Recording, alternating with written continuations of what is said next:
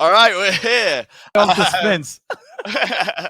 Sorry for the delay, everyone. I'm going to blame Morgan. All right, so hey everyone, and welcome to the latest episode of Cold Calling.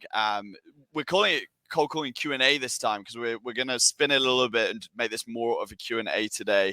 As always, I am really pleased to be joined by Morgan. If you don't know Morgan, I'm sure literally everybody does, but just in case you don't, he's the VP of Go-to-Market, Talent and Development at Sales Impact Academy, and is pretty much the biggest person on LinkedIn ever. So he, like it's always a real pleasure having you on, Morgan. I don't know whether there's anything that I missed there. No, you're good. I'm excited to be here. For those of you that were here last time, we had a good time. So we're really just diving into Q&A. We're not going to do any mock cold calls, but if you have any questions, feel free to chime in. And also as well, we wanted to get I want to get a sense because David, we had some people who this was like their fifth. Last time was like their fifth cold calling webinar with us, which was pretty cool. So I'm curious, like, where is everybody at right now? Like, is your first one? Is your second one? You've gone to every single one. I'm just curious in the chat, what the rate is right here, because I'm actually just curious. But whoever has a question, feel free to put it in the Q&A, and then we can just go from there. Yeah, let us know how loyal you are. We actually spoke on the second time we did this, Morgan, about getting merch. So if there's a merch company out there, maybe we need to start getting some cold calling live merch on the go. It's on the docket.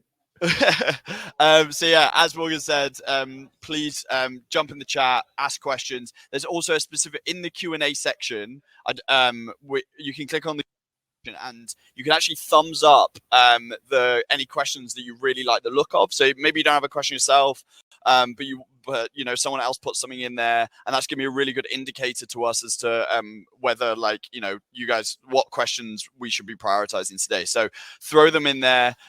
Do the video Q&As as well, because we want to see some of your amazing faces. That'd be awesome. Cool. Looks like we're kicking off straight away. Unless there's any other housekeeping to do, Morgan. I think we're good to go. So let's get into the questions. All right. So question number one from, I'm going to pronounce this toy. I hope that's correct. I hope I haven't butchered that. But hi, my question is, what if you call a prospect and they don't speak a word of English and they are the one you need to speak to? Morgan, have you ever had to deal with that before? Oh, this one's really tough. I have. So quick story here. I was calling into Canada, and we had realized as SDRs that Canada, or Toronto, to be more clear, was a really good spot for us to get prospects. Like, people were booking meetings left and right with Toronto, so everyone would start going there because the news started getting out. So Toronto got tapped, and so we're like, okay, we can still go in Canada, right?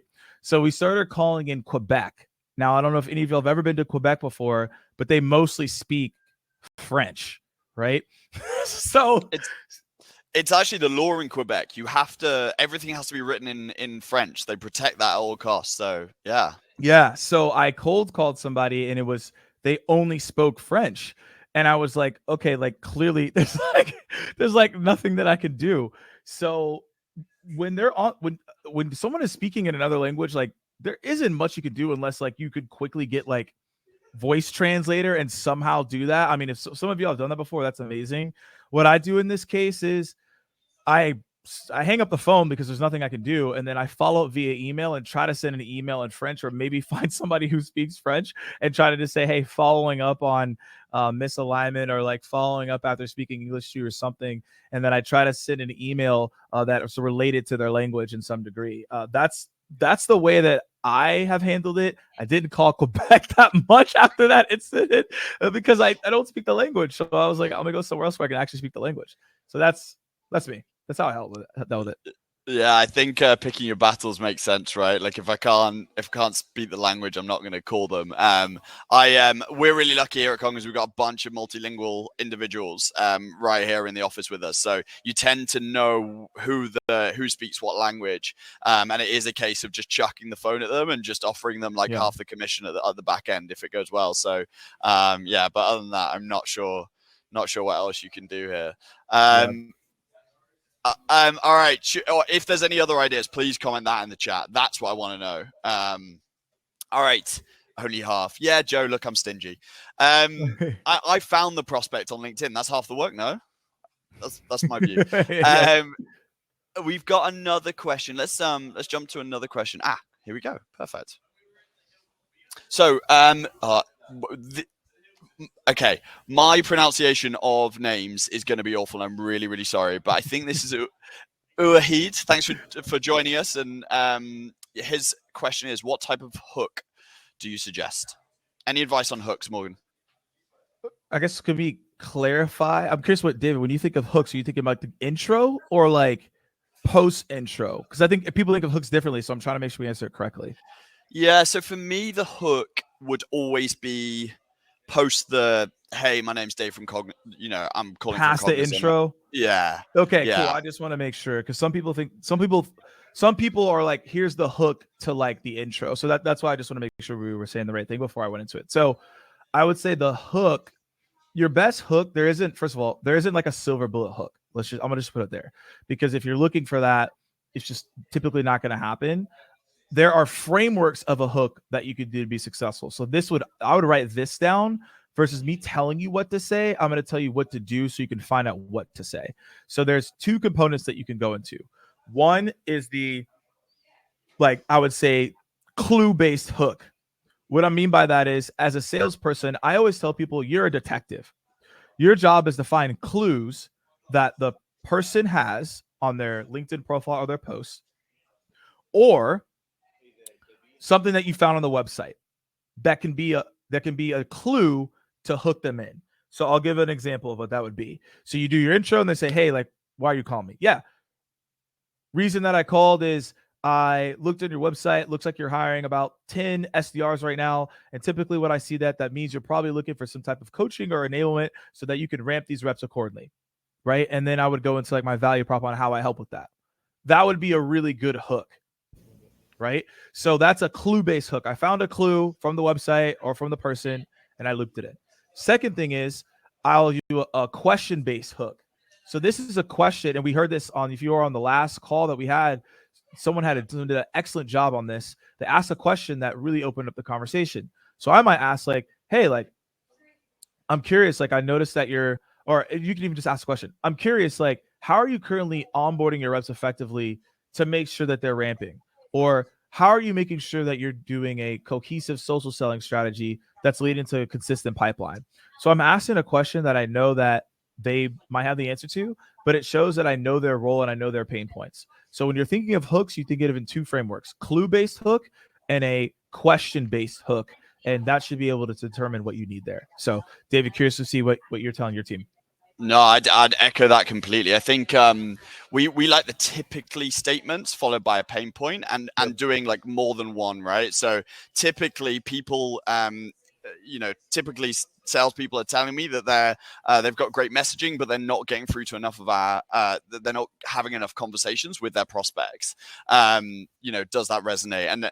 And I think one thing that's been really interesting is like, I've seen a lot of commentary on how sometimes salespeople have gone so far over when it comes to like personalization, where they're going in with like, hey, I can see on your LinkedIn profile you like tennis. By the way, have you seen this? Have you ever heard of Cognism, right? And Nope. the issue with that is there's no relevance, and so it just seems forced, and it's like you forcing some level of personalization to try and like capture their attention.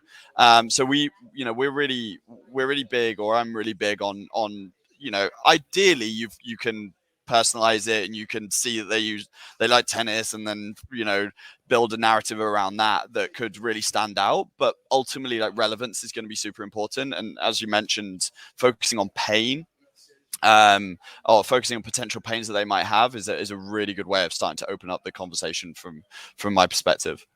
Yeah, that's an excellent point as well. It's awesome. Okay, we have got perfect. Josh, I can pronounce that name. I hope I haven't got that. If I butchered that one, if you butcher that one, right? it's over for you. I'm moving on. All right, Josh, let us know. So, how would you respond to the classic? This is my personal number. Don't call me. and we don't have their business number available. So, oh my gosh, this one, there's just so many ways to go about this one. So when you get this one, hey, this is my personal number, don't call me. You can just there's two ways of doing this. You could simply follow up and say, hey, didn't mean to catch you out of the blue, didn't know that you don't like cold calls. What would be the preferred method of communication for us moving forward? Now, that's not like my favorite one, but it allows you to just quickly shift into what you're going to go into, which is like an email, right? And then you could figure out how to do it from there.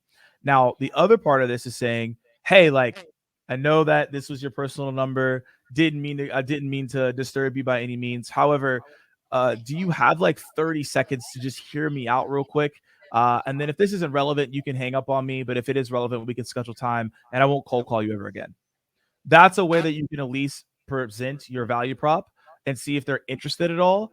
And then from there, if you schedule time, then they won't ever get that call, right? You can go to another method of communication.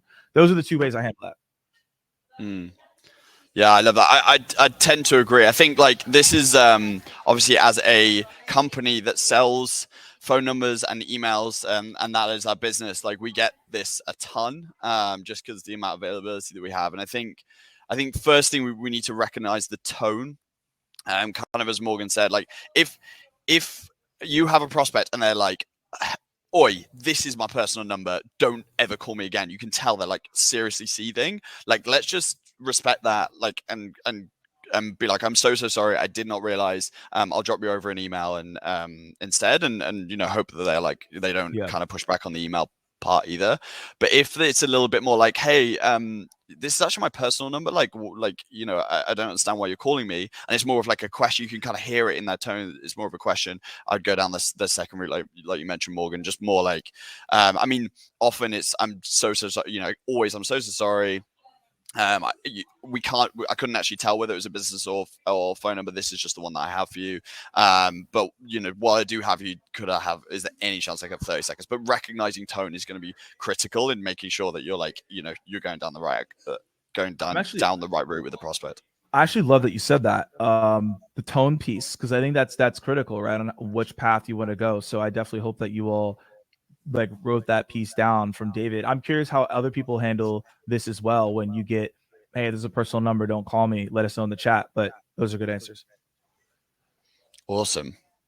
God, they just keep coming, don't they? Like, marketing's got us. We don't know. I was looking for a second. All right, cool.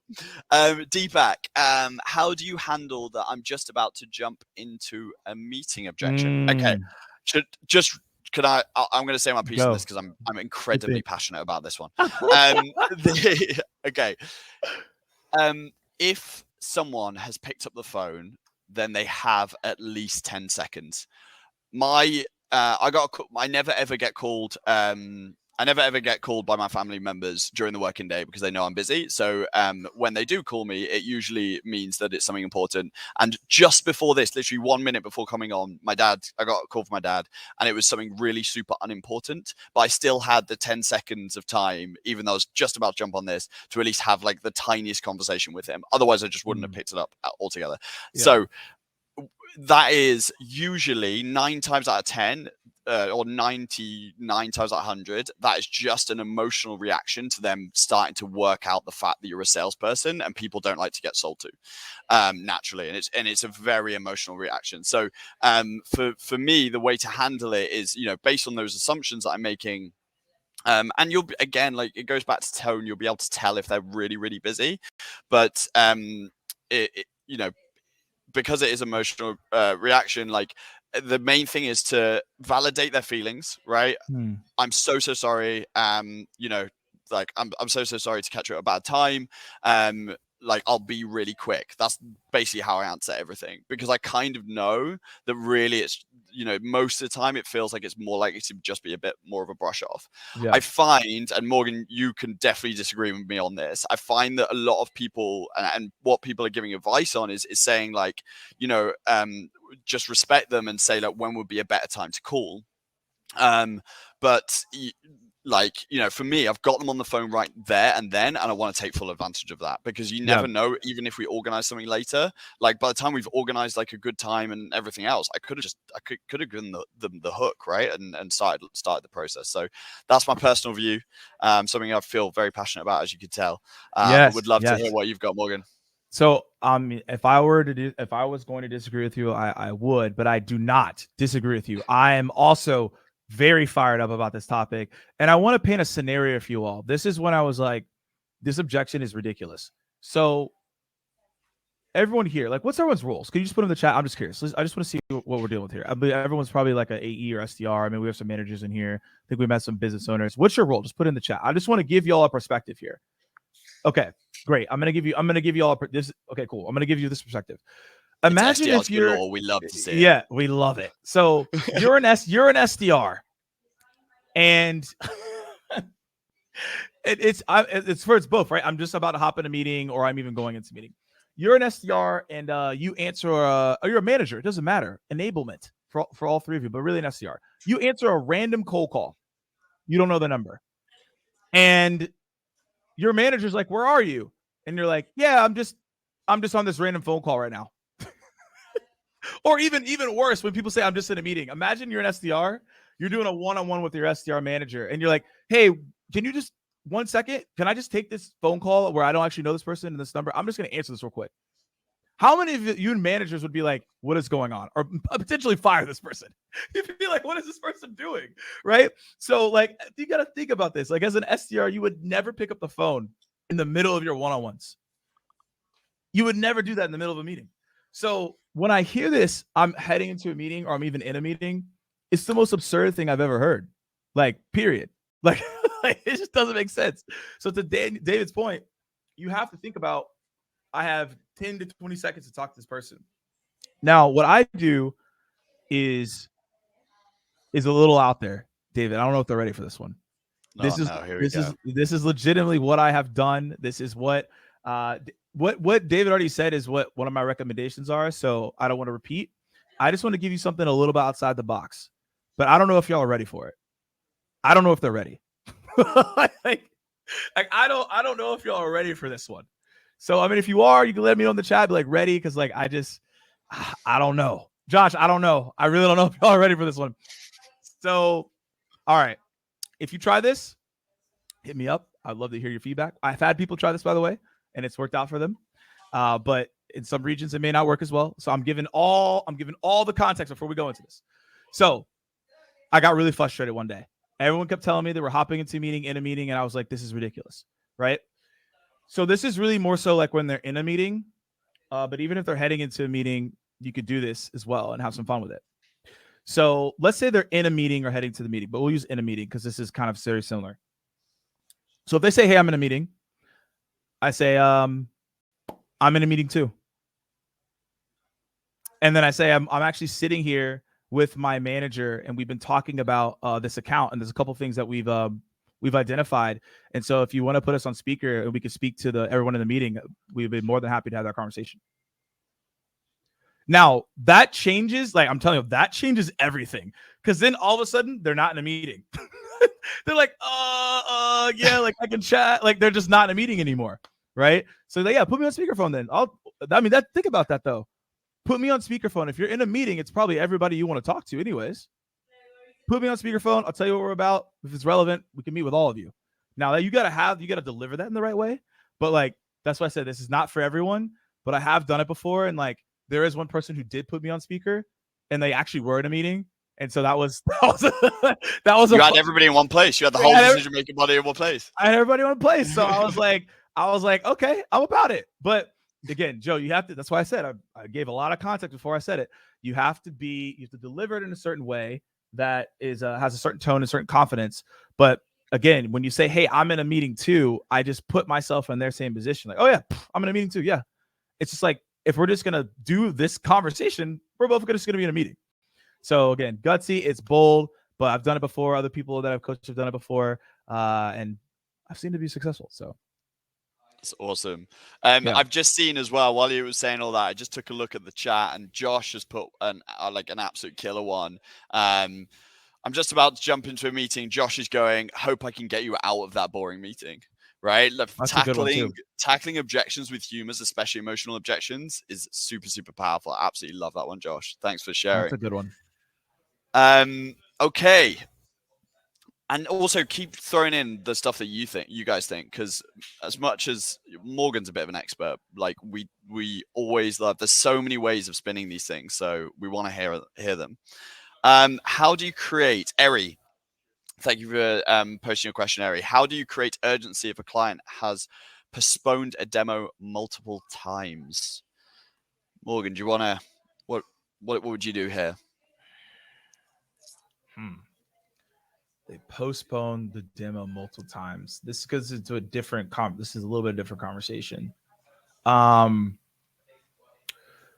You need to strip line them, or two, I would send them a video. Because here's the thing. There's not much you could create urgency on if this is the first. There's a lot of context here. If this is like they postpone the demo and this is like the second or third call, maybe you have a chance to create some urgency. But if this is the first call, you don't have anything to create urgency on. You don't really know anything yet. So there's no way you can drive any type of or create any type of urgency because there's nothing there, because you haven't done any discovery yet. So I'm going to act as this is an initial call. So the first thing that you do is you strip line. And so what strip line is essentially, okay, so after discovery, so I'm changing my answer.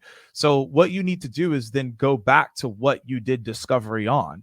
So you should have uncovered a couple things that will drive urgency. This is important for everybody to know. You cannot create urgency. You cannot do this. You can't create urgency out of thin air. And if you try to, it's not going to work, because what's going to happen is you're creating urgency that's what you believe is urgent, but not what the prospect or future client is urgent. So they're going to ignore you or even get annoyed. So in order to get this, you have to, in discovery, you have to uncover what is urgent and then drive on that urgency. Now, that is a completely different conversation, but in terms of the theory, think about uncovering and driving versus creating. You can't create it, but you can uncover it and you can drive it. So ultimately what you're looking to do here is, on your first call, find the things that would be driving urgency and use those to get the person back on the line. You can strip line them and say, hey, it looks like it isn't a fit right now. And say, and so they can, move forward and say, hey, it's not. Or two, you can always send them a video and talk about what you've learned so far and why, hey, look, this is a demo we need to do based on what you've learned. But you can't create urgency if you don't have anything from discovery. Couldn't agree more.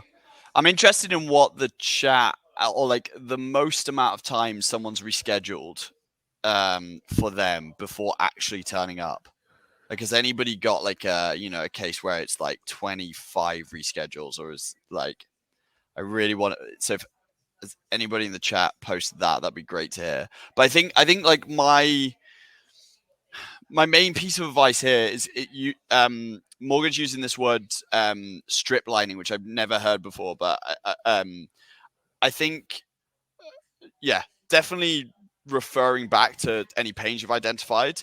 But at a certain point, also, the key piece of advice here is, at a certain point, please remember that, like, you're gonna be, they're wasting your time, right? And your time is valuable, and there are lots of other prospects, hopefully, who might actually take a demo if you focus your time there.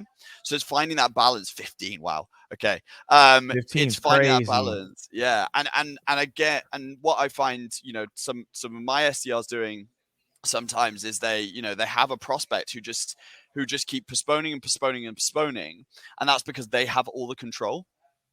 And the reason they feel like they have all the control is because we're like pandering to them like so much.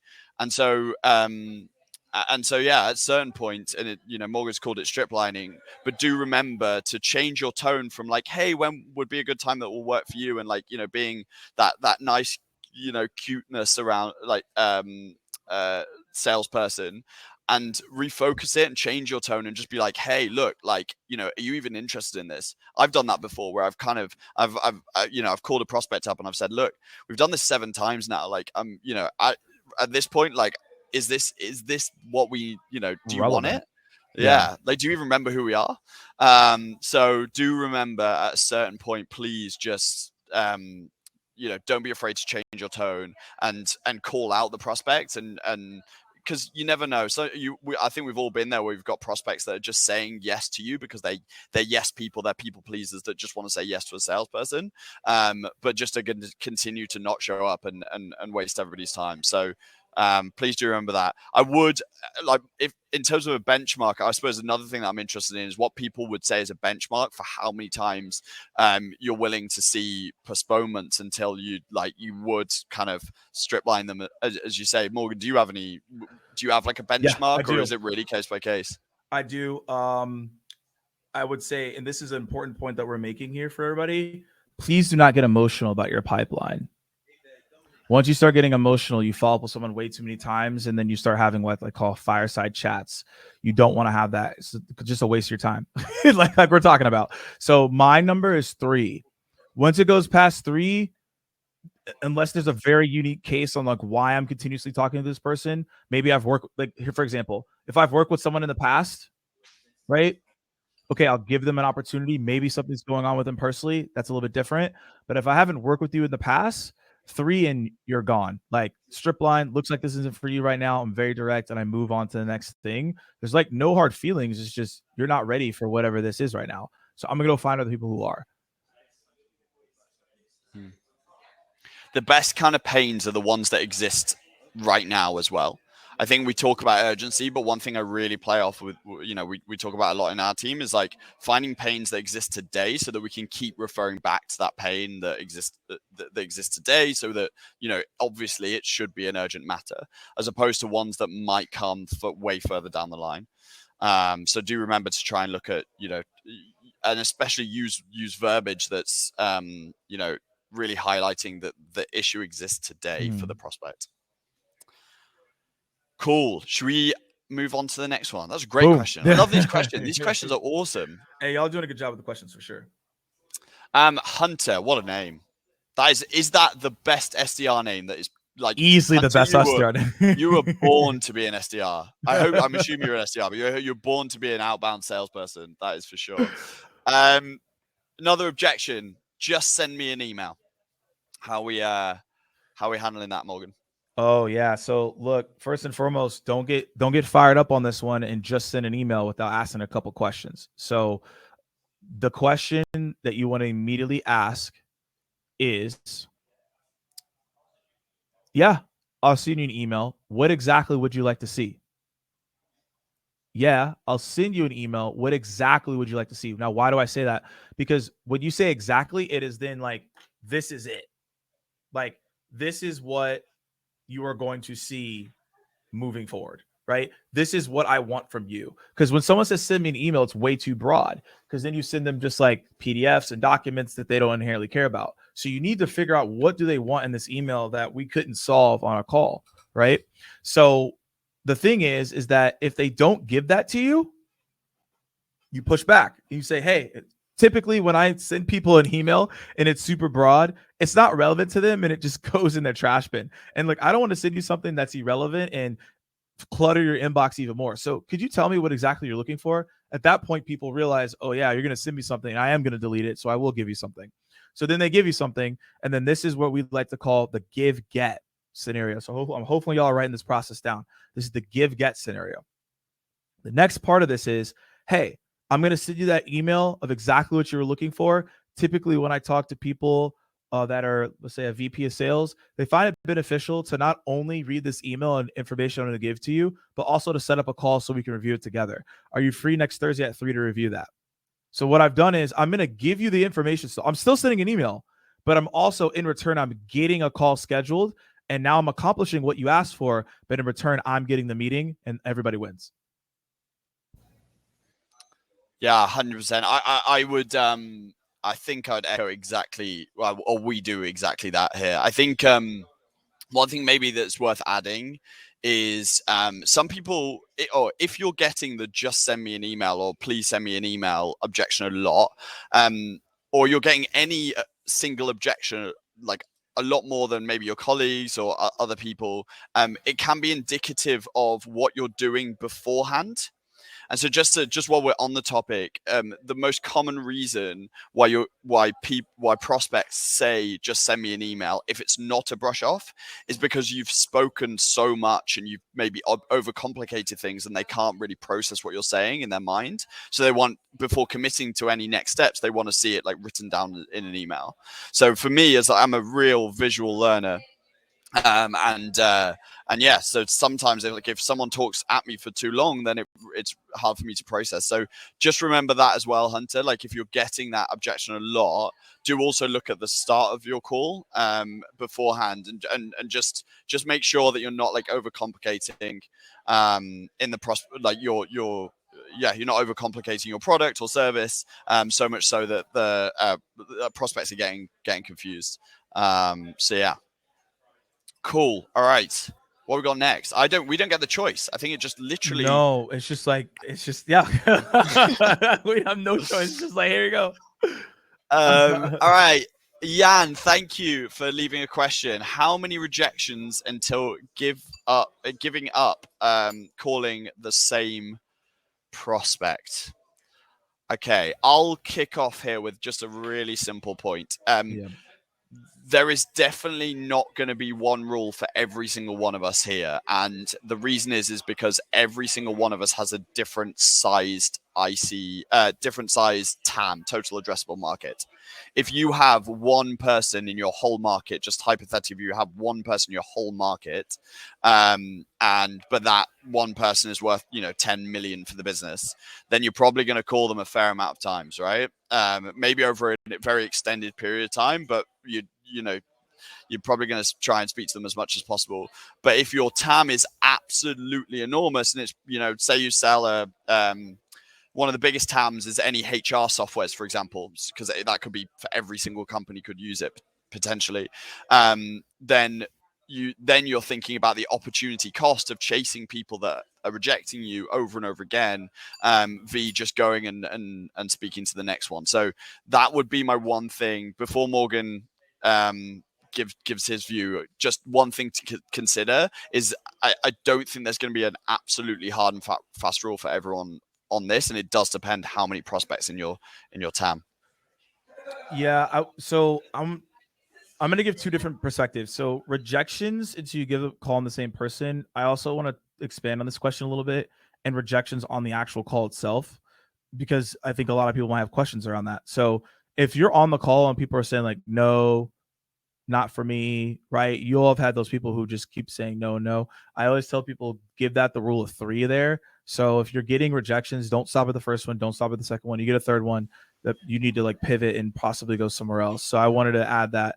In terms of rejections into calling the same prospect, I mean, at the end of the day, like I've had people where I've called them, let's say I call them today, I call them the next Tuesday, they don't remember me. I call them the following Tuesday, they don't remember me, right? So like most people just don't remember you. It depends on the level. Here's the key about it. What was the level of rejection? If you call somebody and then they hang up on you, and then you call them the next week, and then you get to the value prop and then they hang up on you, and then you call them the following Tuesday and you actually like get the meeting because you keep changing your value prop, like I'd say, yeah, keep calling, because their level of rejection wasn't that high. But if the level of rejection is you talk to someone for 3 minutes and then they rejected you, you probably shouldn't call that person again, because they're most likely going to remember that conversation because it was a little bit more detailed. So it's not more so how many rejections, it's what's the level of rejection. That's the key that you need to pay attention to.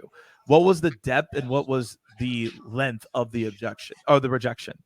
If you're just getting hung up on every single time you do an intro, you could change your intro for the next 5 times until you get the fifth intro and it's right, and then now you're in the value prop. Now you close.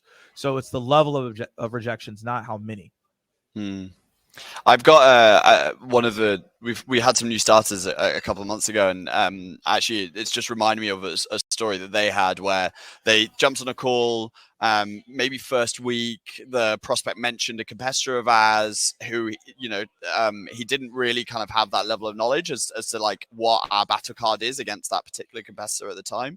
And did the call, went to his manager, reviewed the call with the manager literally immediately after.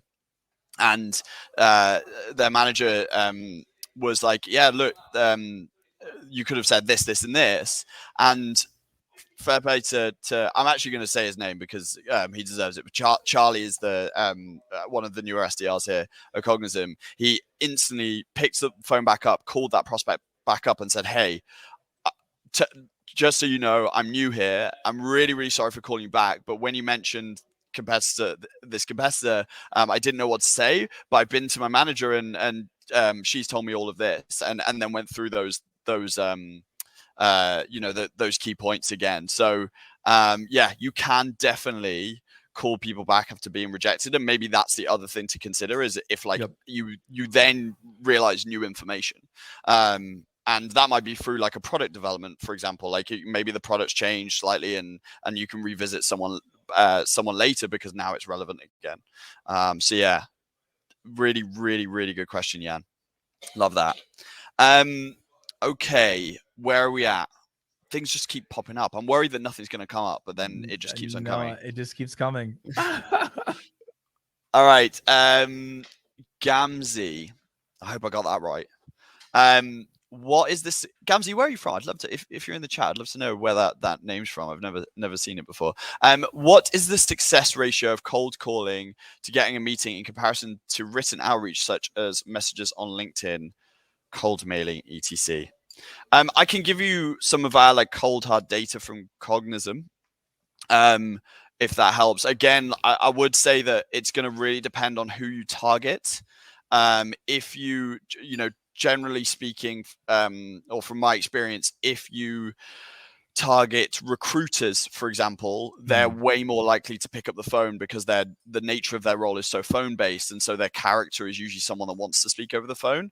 Whereas if you cold call a head of data engineering versus like emailing them, then it might be different. And again, it's similar on LinkedIn. Like you find that the majority of people actively using LinkedIn tends to be more sales focused, marketing focused, etc., comparatively to people in kind of back office roles. So there is going to be some variables there, but if for every conversation that we have cold calling, we're looking at about 20%, somewhere between, it depends on each individual, but somewhere between a 10 to 20% conversion rate on getting a meeting, comparatively to our cold mailing, which we're getting about a 4% response from.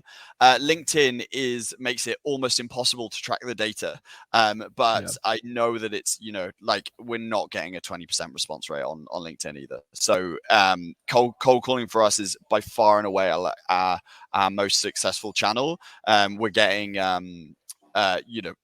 it's 60% of all of our meetings are booked over the phone right now, but our ICP is sales and marketing, which again tends to suit. So yeah, that's the cold hard numbers from us. But Morgan, you've worked with many companies, so I'm sure you have some really great insight here.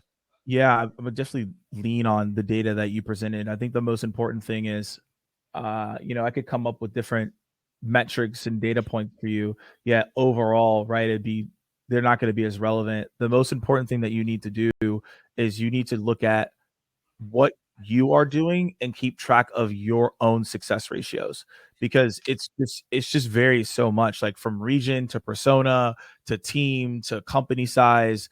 It's really hard to pinpoint this and to do that for you. The best place to go for this information actually would be HubSpot. If you really want to go look it up, you can go Google HubSpot outbound. I think it's like outbound stats, and it tells you all these different things more than I can. What I would encourage you to do though is be your own sample size. What is your current cold call conversion rate? What is your current conversion rate through LinkedIn, through emails, etc.? That will help you get a comparison analysis to figure out where to spend your time across the board. Be your own sample size, use your own data sets, and then lean on that.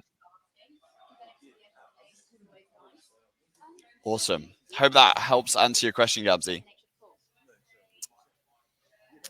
It's relentless. All right. And I don't want to say anything else because the one comes so quickly. All right. Vic, thank you for joining us today and thank you for your question. What are your thoughts regarding pain-based or career progress type conversations around bringing your solution on board?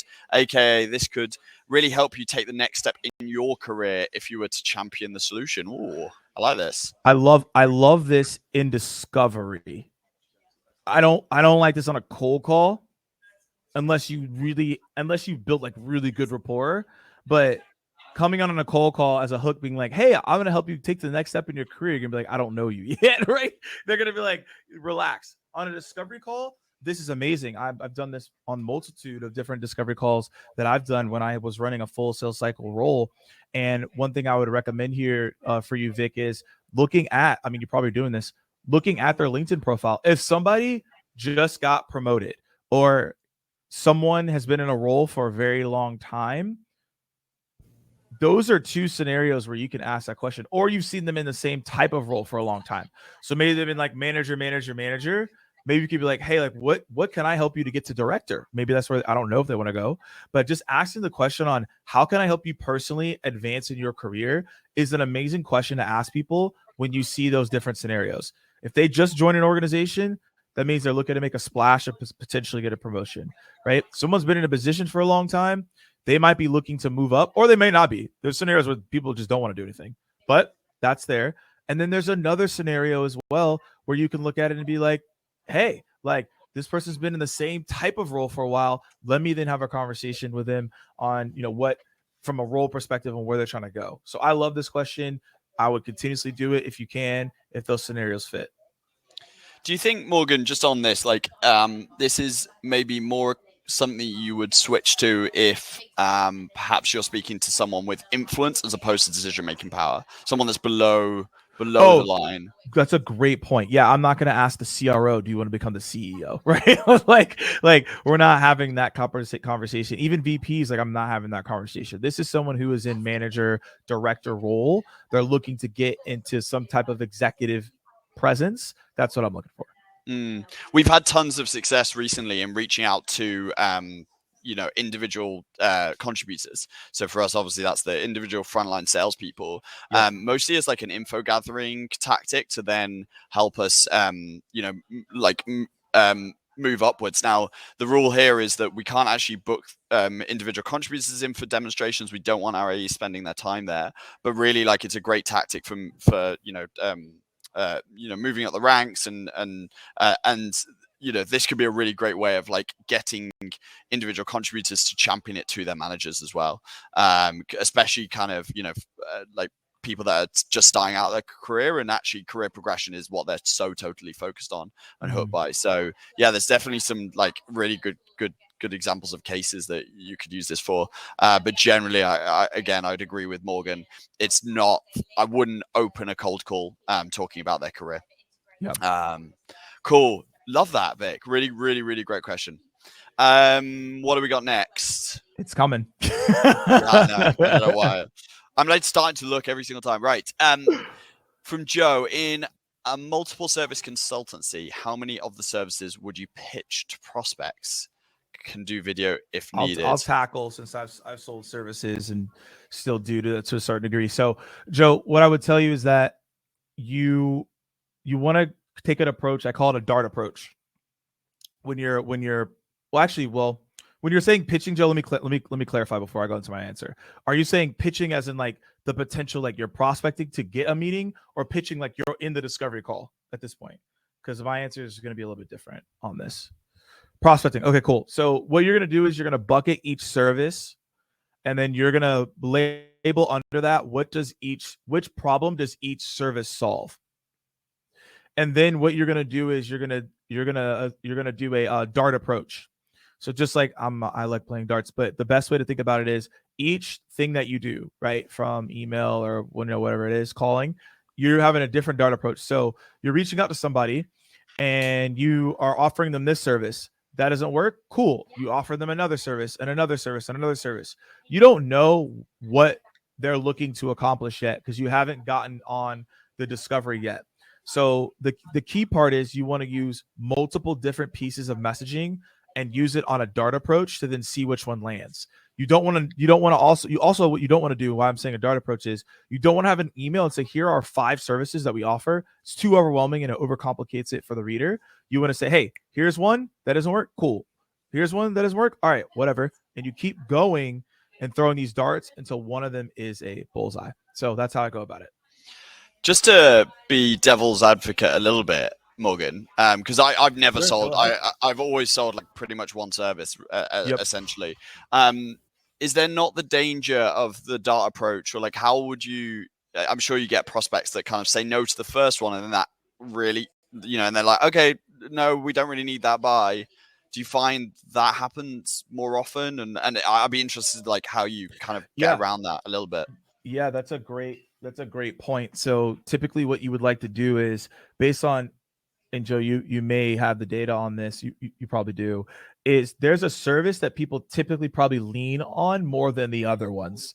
So we were to say, okay, we're just gonna lean on this one first, calling, email, etc., to not overcomplicate it for that person. Now there is a scenario where people have been like, well, I'm currently not interested into that.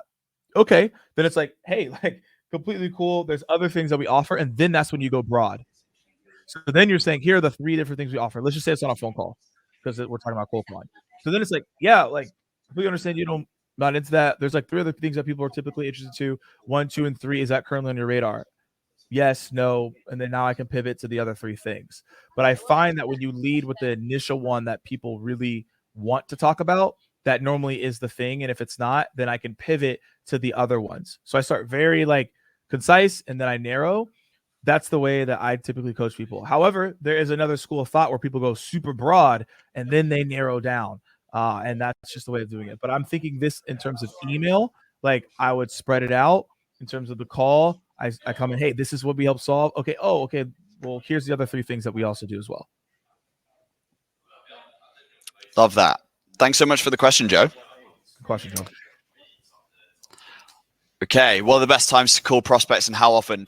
Another one I feel really passionate about. Morgan, every minute. Yeah. Okay, so I think that the best time to call is whenever you feel good about it, because a lot of the chances of conversion is based on your psyche, and I think just in principle, it's I think people can get trapped by believing that like the only good time to call is like a very particular time, and so you're going to end up in a situation where when you're calling at the other times, you're like, well, this is a bad time to call. And so just in general, like having the attitude of like it's a good time to call right now, or like also all the time is the best way forward. I can literally tell you a million reasons why it's the best time to call is at 8 a.m. and the best time to call is at midday, and then the best time to call is at 3 p.m. Right? Like I've heard it all, but I generally would just say like every time is the best to call. Saying that, if you've got great tools, we're fortunate enough to be outreach customers. There, it does actually give you some data back in terms of like when you're having success at certain times. But to be honest with you, it's something that we have, but we don't act on for that exact reason. So I think you can grab that data. Morgan, I think it sounds like you echo my sentiments there. I echo you. I don't think it's anything too crazy. I think at the end of the day, like something that I've always just leaned towards is calling people right before they go. I mean, it's virtual now, so it's a little bit different, but calling people right before work, right? Like maybe like around like 8 times good. And then right when people are starting to like sign off, right? So like 4:45 to like 5:45. Those are good peak hours, but I think everything you just said is spot on. Yeah. I loved Fridays. Personally, I loved Fridays. I think that's the day that people waste because, it's getting to the weekend. But Friday afternoons is the time where my prospects are kind of kicking back a little bit. I found connection rates drop if I got them on the phone, because there's 2 things here, right? It's like how many conversations I'm having, but how effective those conversations are. And so if my prospects are a little bit more relaxed, I'm more likely to have a positive result as well. So you can it's easy enough, or it's theoretically easy enough to track the data. But generally, if you're a manager or to be honest, an individual contributor, I think try and not lean into it too much and have the mentality of like every time is a good time. Yep. Cool. All right. Thanks so much, KK, for the question. Is the next one coming? Here it is. All right, Joe, what is the best way to handle gatekeepers? It's an age-old one that we tend to get a lot, actually, Morgan. People are struggling. Yeah, we've we've talked about this quite a bit, and you probably have all heard me talk about on how to handle this. I think we'll talk about theory as part of this, and also as well as we wrap up here. Hopefully, everyone found this helpful. If you did, let us know in the chat. First, the theory is you want to think about the gatekeeper as an ally, right? You don't want to come in and be hostile and angry. I think that's where people go wrong. People go wrong when they do that. So don't do that. What you want to think about is how can I get them on my side, right? And so what I always tell people how to approach this is when you are calling a gatekeeper, and I've said this again and over again, is you want to ask the simple question, can you help me? This question is going to dramatically change the conversation. Because when you ask someone, can you help me? They're going to be like, oh yeah, how can I help? And then that way, whatever you say next, they're more prone to give you, or they're more prone to help you in whatever that is, whether it's referring to somebody or sending you somewhere, like it doesn't really matter. They're going to be more willing to help you. So don't come into the situation being like, hey, I'm Morgan Ingram from Cognism. They're not going to care, and they're going to treat you like every other rep. And I don't want that for you all. So start the conversation with, can you help me? In return, psychologically, they will want to help you because you ask for help, and then you tell them what you want, whether it's a person, information, etc. They will be more open to hearing you out. Love that. I think I've always got to use this moment to plug Cognism. Obviously, yeah, of course. Do your best to get actual mobile numbers. Yeah. There are plenty of data sources. Please check out all our competitors as well, but you'll end up coming to Cognism anyway. But definitely look at your data sources if you can, and get ones with loads of mobiles, because gatekeepers are tough. It is their job. I think we've got to remember it is their job generally to filter out salespeople. One of the questions that you usually get from a gatekeeper is, what is the purpose for your call? And my favorite line was always, look, I was just calling to schedule a meeting. That one, one mistake that I find a lot of SDRs do is spend a lot of time actually ending up pitching the gatekeeper. They're usually not in that line of work that you're that you're hoping to get through to, and therefore that it's kind of a bit of a waste of time there. So just be careful on that. Cool. All right. Should we move on to the next one? Thank you for that question, Joe. Yeah. We're flying. We answered a lot of questions. I know. Hi, Nick. Thank you for sharing. Thank you for tuning in. So Nick is a real estate SaaS, and texting seems to be the preferred method of communication among realtors. I manage the sales team and I'm adapting to this, but still believe cold calling is important. Any suggestions to gain buy-in for cold calling in this scenario?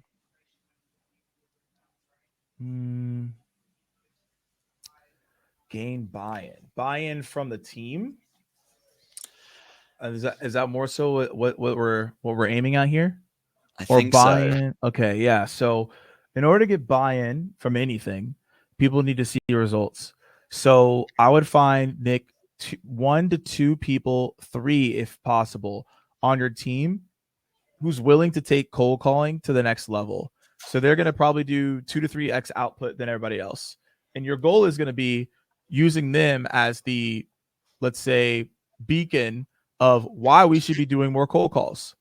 And by doing that, then you're going to start seeing more success across the board. So that's just something to keep in mind. Nick, I'm interested in why you think cold calling is important if you know texting's going so well.